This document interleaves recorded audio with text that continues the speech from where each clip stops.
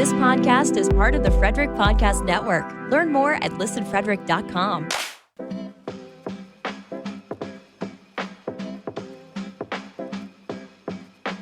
What's up, everybody? It's episode 123 of Beers in the Lot. Before we get going, just another quick reminder to check out our merchandise store at beersinthelot.com/shop and check out the website for anything else that you might want to know about the podcast, like the Discord at beersinthelot.com/discord. So here in episode 123, me and the guys talked about skating on the outdoor mini rink at the Gardens Ice House in Laurel, Maryland. We also talked about Shane Wright, and we talked about the outdoor games and All-Star Game and a couple of things that the NHL could be doing different, we think. So let's get into it and crack the beers. Fresh. That can exploded. A lot of pressure there. What'd you pour there, Riggs? Fresh beer from Attaboy. Canned 6 days ago. Oh my. 6 days ago canned. Hella West Coast IPA. There you go. As I've said before, Attaboy, generally known for New England IPAs. But Brian, the head dude over there, play hockey with him on the Attaboy team. He makes a hell of a West Coast IPA. Best things he makes. So go to Attaboy. I've been meaning to go over there and pick up some, but Have to. I'm not in Frederick a lot, so. Have to. These were canned 6 days ago. 6 days ago. Well, now I'm sold. I'm there. Fresh.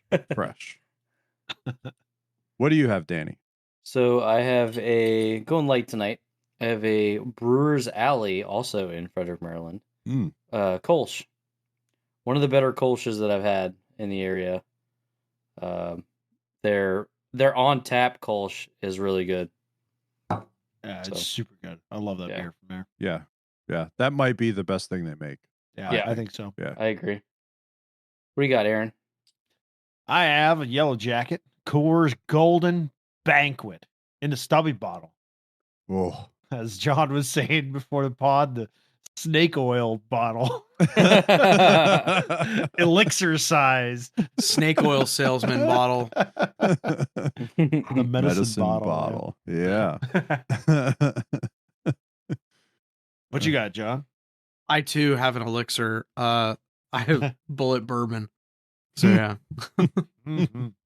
So warms your insides up. It's mighty cold here in Maryland. And the mid-Atlantic. Yeah, it's windy too. Good bourbon will warm the soul. Yeah, man. All about that. Speaking of the weather, how was the outdoor skate last night at Whitey's Pond at the Ice Gardens or the Gardens Ice House in Laurel, Maryland, whatever it's called. It has too many words in its name. It was great. It was actually it was fun. Weather-wise, it was spot on. I mean, the temperature was like right at 32 degrees. Like it was good. Nice. It was a little windy. Sure. Yeah, we had some gusts here and there, but it wasn't terrible, honestly. I never felt like I was like cold. So no, once we started moving a little bit, it was fine. The only thing like we had an issue with last year, it was in the 40s, and then the day we went, it like dropped into like kind of like right at freezing, 30, 31, 32. So we had a little bit of shale ice because there was it was like an overcast day the whole week. This time, I guess, just because it gets sunlight, it's been sunny still, no dreary winter days yet, and it's been chilly and windy. No shale ice held up great. So it was awesome. Nice. I love doing anything outdoors, obviously. So it's a blast. yeah, Awesome. Yeah, man. yeah. It was a 2.5, almost 3 hour skate. Yeah, Wow. too long. Yeah, Too long. It was a long skate. It was kind of like Holy. it was kind of like the only slot they had available. So I was like, I don't know. I kind of was like, I'd rather be greedy than, Yeah, man. do an hour and a half, and then you have an hour left, and you're like, damn, we could skate another hour. Yeah, right. Well, So- that rink you can't really open it up, so you're like start stop. Exactly. So just get that nice leg burn in. Yeah, because When you're out it's there like skating. a mini rink. It's probably a quarter the size of a normal rink. I don't Yeah, even give or know. take. Yeah, about. But Yeah. I mean, we did 3-on-3, and It was That's probably hard. perfect. It was That's pretty hard perfect. skating though for It was a couple a lot of hours. skating. Like, Yep. yeah. It was a lot of skating, but that's good. You know, Yeah. it Yeah. felt good. Yeah. You're dying by the end of it. Like we were Yes. all dead. Yeah. Goody, Good prep work. Goody was playing net for us, and he just gave up in the middle of. We were doing shootouts towards the end, and he just gave up. He's like, "I'm done. Like I'm not done anymore." Just laying on the ice doing snow angels. Yeah, because I was talking to him before, like in a funny way. I was like, this is better than pickup because like depending on the guys that come or what side you're on, and then you go switch midway through. Like you play 3-on-3 on a rink like that, like you're getting action one way or another. And I've looked at some of the scores because they also do a 3-on-3 league, like during the week and the weekend, and unfortunately, one of the largest 3-on-3 leagues in the country. Exactly. Really? Rivaling leagues in Minnesota. Yeah. Nice. Oh. Yeah. If you look, if you ever get a chance and just look at the scores, it's always like 19-15, like 21-22. It's just these obscene scores. Like I imagine like if you need a sub goalie for that. Hey, you want to play the 3-on-3? It's like, no. Like, no. Like, no. Like, I don't. Absolutely not. Yeah. I'm going to see 25 shots and 20 of them will go in. Yeah. Yeah. Exactly. Well, it's almost like a lacrosse save percentage. Like they're like, oh, if a lax goalie saves like 14% of the goals or shots against, they're like, man, this guy's an all-star. Like it's like, well, not really. Like you think about it. Yeah, it's all relative. I wish we could do that like once a week. Yeah, exactly. That would be so fun. You get more puck touches. That's one reason USA Hockey switched mites to that. Yeah. That's one of the reasons, and then also it's a ice efficiency use. Yeah, why all the practice planning includes small games like that, because we can get the kids more touches, which means they develop faster. So, yep. Yeah. Mark, it's one of the best things about playing on 3-on-3. Mm-hmm. I love that. Mm-hmm. So yeah, it was a blast. We're sorry you couldn't be there, Riggs. Yeah, coaching obligations, right? Yeah, kids had a game. I don't know why this other team scheduled a time in the evening on a Sunday, but they did. So we went played that game, and then I hustled back up here and went to OFBG, pick up skate, last one of the year here. It was good time. It was windy as hell in the lot though. Cold and windy. So it didn't last very long. Yeah. Didn't last long. But still, good time. Yeah, we actually had field reporter Ross out there at the pond when we played too. Yeah. Yeah. Have to get his field report next time he's on the pod. you guys all have outdoor experience now, so that's good. Mm-hmm. Oh, we're good to go. Yeah. Yeah. For ready to go for Wally Fest. Wally Ice Fest, the beginning of February. Bring your turtlenecks. It's probably going to be considerably colder than it was in Laurel. Yeah, they posted on their social medias, I guess on Facebook for sure, probably Instagram. They went and checked the ice last week. There's already 2 inches of ice on Crestwood Lake, which is where the tournament will be held. Oh yeah. So that's a good sign. They were that's good. They were also expecting anywhere between 6 and 14 inches of snow when they posted that last week. So Lord. It is winter time in the Lake Wallenpaupack area. Yeah, despite the solstice being what, another 6 days away. Right.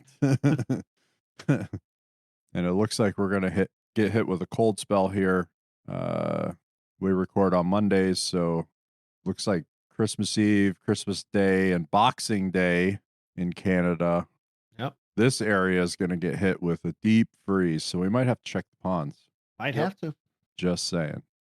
A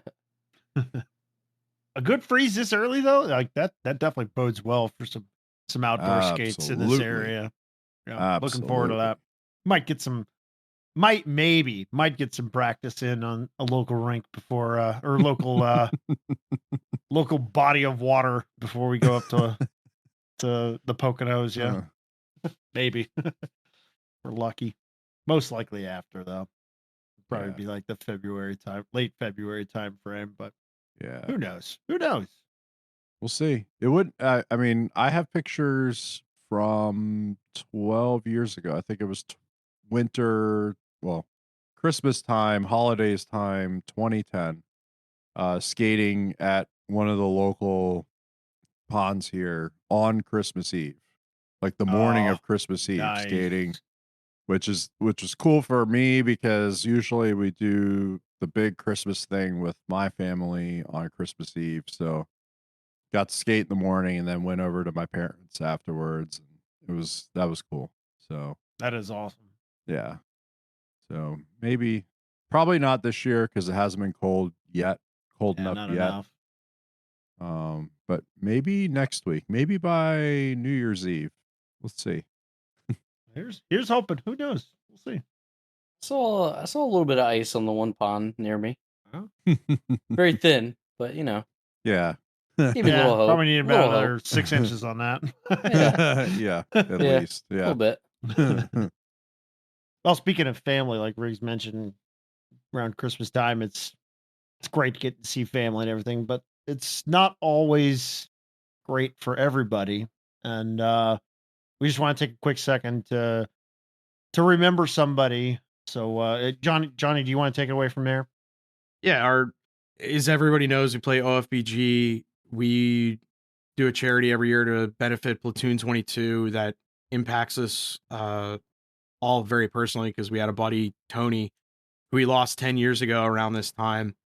And he was the light of the party. I mean, the guy was probably one of the funniest, coolest, nicest dudes you'll ever meet. And, you know, this is a really happy time of the year for family, friends, everything. And unfortunately, he wasn't in that headspace, and not everyone's all right around this time of year. So please, all I can say, and I think we all can agree, if you know, this is a good time of year, always check in on your friends, share a laugh, give them a shoulder if they need it, ask them if they're okay and how they're doing.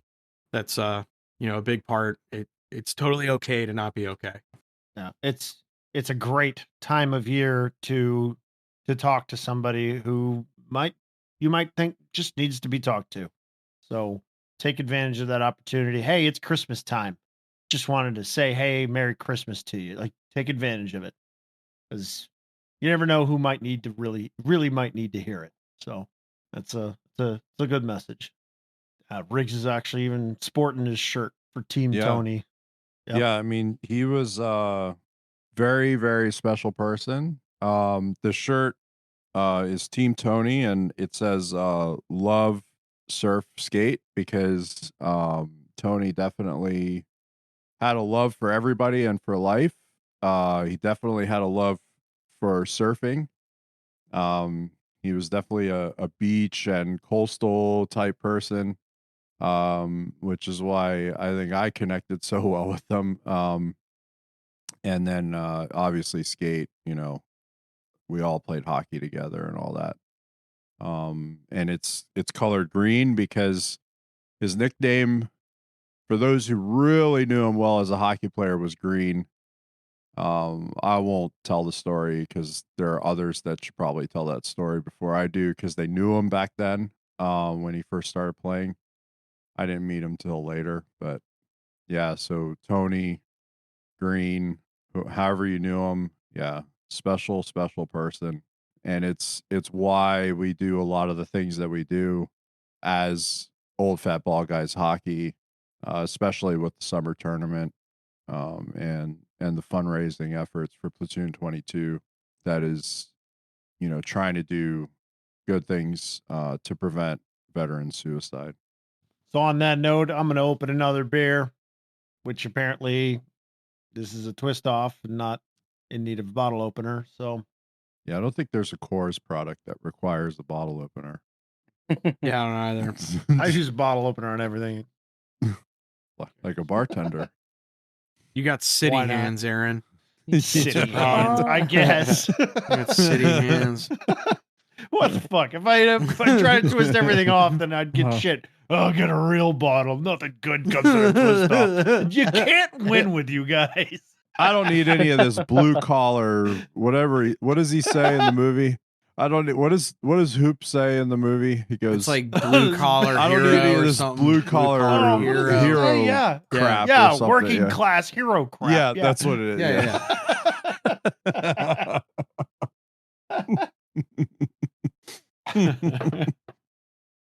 When you talk about World Juniors, your boy got your boy is El Capitan. Your boy El Capitan of Team Canada. Whose boy and who your is boy? Riggs's boy. No, It's your Riggs' boy. No, he ain't my boy, fam. I think he ain't my boy. I think well, okay. What boy are we talking about? Shano. Mr. Wright. Okay. Yeah. I mean, I said it a bunch of times, more than you have, that I think the reason why Montreal passed on him in the draft is because they knew there was something happened in the interview, and they knew that this dude, he's not, talented player, right? Talented Very much player. so. I get it. All right, fine, but maybe he just wasn't mature enough yet for them, or something happened in the interview where Montreal was like, maybe not. I think he's a poo-poo pants. Yes. You know what? I agree. Yes. and now Hockey Canada, who is also a poo-poo pants for different reasons. Yeah. We won't go into that. Yeah, we don't need to touch. No, we don't. I don't want to talk about that.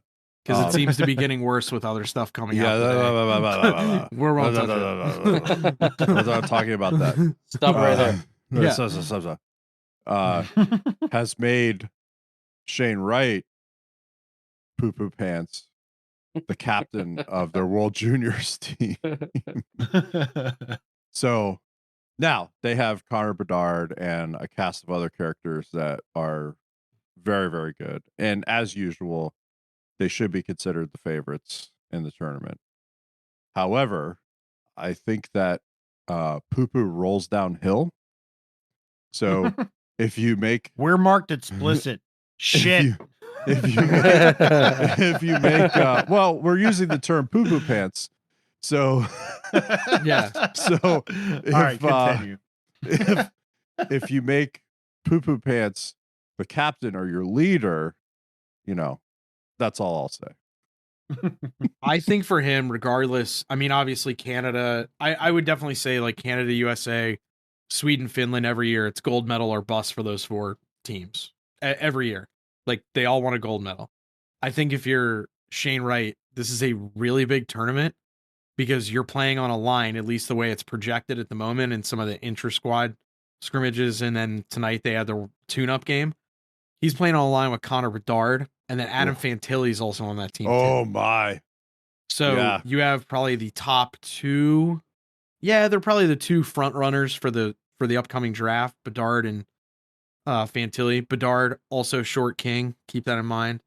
Yeah, I kind of hope Fantilli and Bedard just like look great and Shane Wright just hits pipes and chests all day with shots. Like I really do. I just like, I don't wish ill on the guy, but I'm just like, I don't know. We'll see. He did really well at his Coachella Valley conditioning stint in the AHL, and it looked like he belonged there. Well, then he came up. He came up. He came up and he got an AHL goal. Yeah. So, I mean, I think that's confidence, but it aggravates me more because it's like, if you're young players in the NHLPA, you should be pushing the issue with the CHL contract to get it reworked ASAP. And if I was a GM and an owner, like I would want my younger players playing in the AHL, not going back to CHL. Because Shane Wright, unfortunately for him, he was in that middle ground. It does him, and even Mason McTavish last year with the Ducks, it did him no good to go back to junior. He did, totally fine, but like it doesn't do him any. There's other players in that boat. They just it serves them no use. So no use at all. I haven't done any research on either USA's or Canada's roster beyond a couple players, like I did last year. Yeah. I'm assuming that Team USA is primarily an NCAA roster. They have 2 kids that play Canadian junior. Major juniors, yes. Yep. And I'm assuming that Canada probably has half a dozen or less NCAA players on their World Juniors roster. Fantilli is the only one that sticks out. I'm sure there's Right. more once I see the names. I'm like, oh yeah, but I just can't for the life of me. So again, it's going to be, the 2 sort of paths, right, going against each other, assuming that they, make it to a medal round. Yeah, absolutely. Yeah. You know what's funny about the Shane Wright NHL goal? Is he scored it like a day after we talked about him. Yeah, I know. Well, after you bagged on him, he scored a day later. Illuminati. Illuminati confirmed. He's like, it was always the NHL, Johnny Walker. I know. It's like, whatever. Come on, man. Poo-Poo pants. I should just go to an NHL road game when Seattle comes on the East Coast again. Just put up a sign and warm up. It's so funny. Leading into like, Danny, I'm curious. Have you ever been like less excited for a Winter Classic matchup than this year with the Pens and Bruins? I already forgot that they were having one. Exactly. Yeah, I knew it was the Pens, but I forgot who they were playing.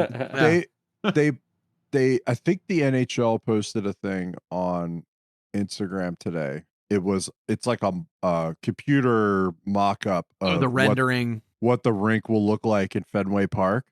And I was like, they did this already. Yeah. I saw this. I saw this before. Like they literally did this. It's DiCaprio doing the snapping fingers pointing at the TV. Yeah. Yes, exactly. Yes, I was doing that meme. Yes, but come on. Can we get different teams? Can we figure out different places? Are there neutral sites like they did? Yeah.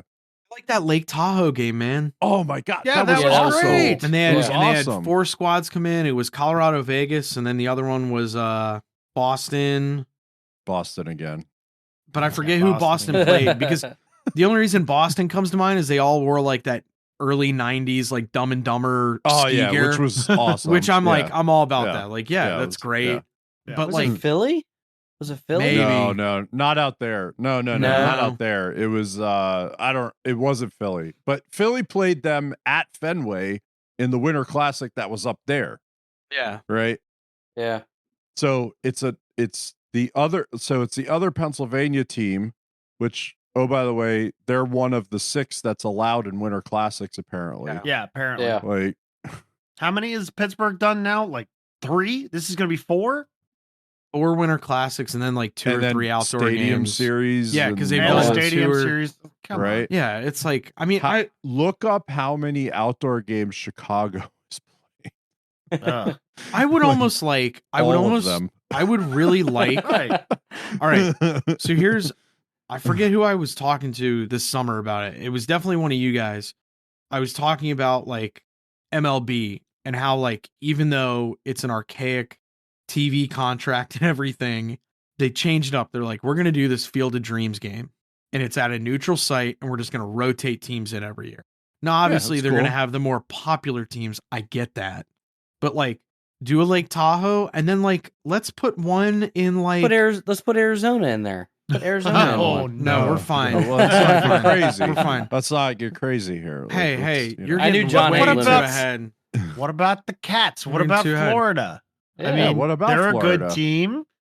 Yeah, And I'm fine have with them that. play Yeah. the Oilers or something. Winnipeg. One of these teams from Canada where it's cold. I got a better because they do see that's the thing. They do the Heritage Classic for the Canadian teams. I almost think like totally scrap everything. Let's go to neutral sites. Yes. In the do neutral Northeast. So sites. let's say trying to think of like you want to cool impress place. me. You really want to impress me? Have the Canes play somebody in Hartford. That I would actually watch them in their Whalers jerseys. I would love to see that. Here we go. That would actually be cool. Although would that be a slap in the face? Yeah, here's the problem. Yeah. It's stolen valor. It's just stolen valor. I don't like that. Yeah. Hey, here's your old team that should be here. Yeah. Okay. Wearing their same colors. I got an idea. Put an outdoor game in Quebec. Right. Yes. Put an outdoor game. Game in Quebec. Put two games there. Yeah. Put 2 games there. Put 2 American clubs playing each other and 2 Canadian clubs playing each other. So you get the Canadian broadcast, you get the American broadcast, whatever. Like Boston versus Pittsburgh.